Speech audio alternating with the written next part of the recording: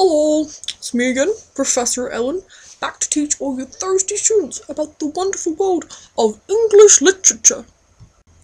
So, what is it we're studying today, I hear you ask? Well, aren't you in for a treat? That's right, Arthur Miller's controversial play, The Crucible. And you should be pleased to know this play does not have anything to do with birds or war, and it has a plot. Yay! The Crucible was written in 1953, a time when a lot of political unrest was the haps. This was because a guy named McCarthy did not really like communists very much. So, many Irish communists were persecuted during this time, which may have not been much fun at all for them. So the Crucible can be seen as an allegory for the McCarthy witch hunts which happened during the 1950s. Because it is an allegory for the McCarthy witch hunts which happened during the 1950s. So the Crucible deals with many horrible issues relevant to the McCarthy witch hunts, such as hysteria, injustice, reputation, betrayal, scapegoats and victimization, and conformity versus individual thought and consciousness. And the general plot is as thus. A bunch of girls from Salem are caught practicing witchcraft, one of which is naked. And witchcraft is a big no-no in Salem as they are very religious. So, to save themselves, the girls accused many other people of witchcraft and fraternizing with the devil. This ends in as many as 20 innocent people being hanged for crimes they do not commit. Now let me explain the characters to you. First of all, we've got Abigail. Now, she may seem innocent and sweet, but she's not. She is manipulative and dissembling and a bit of a bitch and a slut. Now, if you look closely, you can see that she's got a slit in her panties. Classic sign of being a slut. So, basically Abigail is just your everyday whore. Next up we have Reverend Paris. Hello!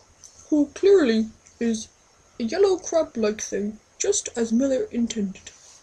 Now, Paris was more concerned with his reputation than anything else, and he was one of those who encouraged the unjust witch trials. It can be seen when his daughter Betty is seriously ill, and all he is concerned about is with his reputation when he says, "My ministry is at stake."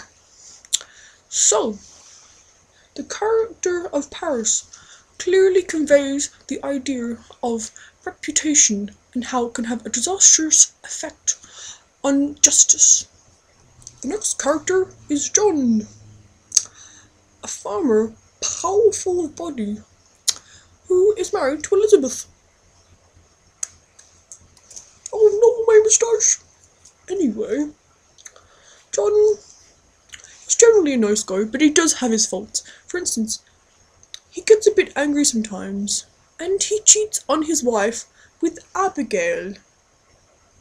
"Hey, John, I know how you clutched my back behind your house and sweated like a stallion, if you know what I mean." But by the end of the play, John does redeem himself by sacrificing his own life for the sake of justice. As Elizabeth says as John walks off into the sunlight to be executed, "He have his goodness now. God forbid I take it from him." Aww. So, the characterization of John Proctor clearly conveys the idea that redemption can be found even in the most adverse circumstances. Now, there are a lot of other themes and techniques in this play, but I'm running out of time, so I'll just summarize them for you, okay? So, irony and symbolism convey the idea of injustice. Imagery conveys the idea of power, and the characterization of John Proctor conveys the idea of isolation. Now, there are lots of other themes, but I cannot be bothered to explain them to you, so go find out about them yourself, okay? So, I'm afraid it's time for me to go, but remember to study hard and make Professor Ellen proud by kicking some exam butt.